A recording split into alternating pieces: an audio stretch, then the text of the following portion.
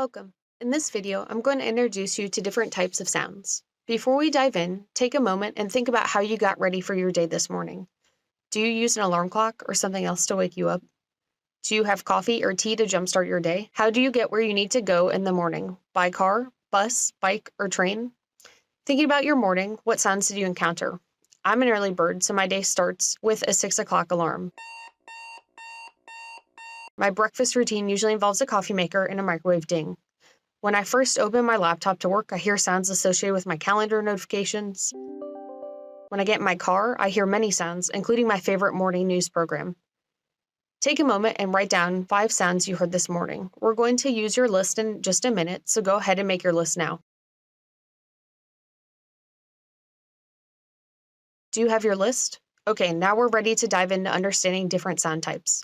As we go through, try to categorize each sound on your list as one of these types. So let's start with warnings. Warnings are often used in places where people can be in hazardous situations and need to take action or avoid danger. A fire alarm is an example of a warning. When you hear this sound, you know you need to take immediate action. Warnings are often very loud and use a large pitch range from very high to very low, so you can always hear the alarm over other sounds. Cautions. Cautions are when immediate attention is needed, but not necessarily immediate action. A good example of this is when my car makes this sound, letting me know that I should put on my seatbelt for safety.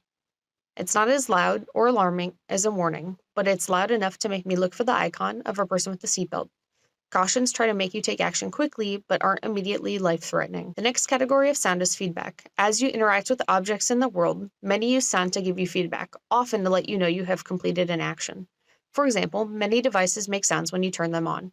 Your phone, computer, or car may do this. When an action has been completed successfully, you might hear a sound as confirmation, like sending an email, deleting files, or when your microwave is done heating your food. On the other hand, some feedback sounds play to let you know that it hasn't finished. Air sounds can be like this. These sounds are all short and unique.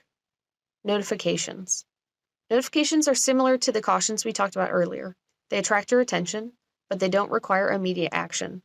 Smartphone apps use notifications to tell us we received a new message. Think about the different notifications from your messaging or text apps.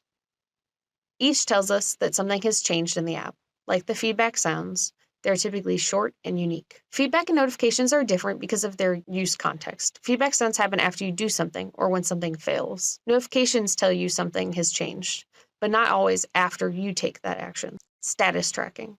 The next category is status tracking. Think of the sounds you hear when you're doing laundry. If your washing machine doesn't have a sound alerting you to the end of the cycle, you might rely on the sound of the machine washing as an indicator that it's not done yet.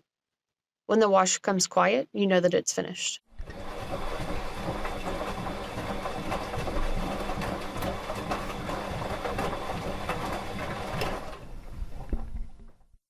Status tracking sounds are sounds that you notice most when they stop. These can be harder to find in our environment because we often don't notice them. Can you think of a digital status tracking sound? Phones, game consoles, and computers often make noises when they're starting. These sounds let you know when something has finished loading up and you can start using it. These sounds are usually quieter, aesthetically pleasing, and lower pitched since they could play for an extended amount of time. Designers don't want to make people think about how long something is taking to start, but they want them to know when it's ready to go. Our last category is entertainment. Entertainment sounds are enjoyable without necessarily having to be informative.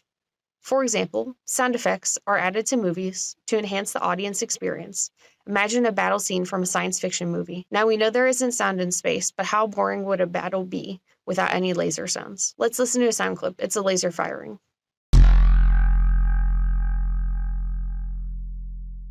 A sound like this can make a scene more immersive and enjoyable, but people can use them to learn additional information or context about certain events.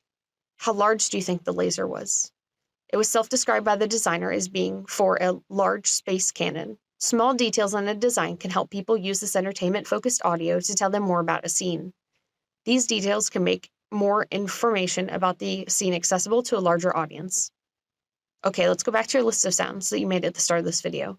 Did your morning include any alerts? What about notifications? I hope you had some entertainment sounds.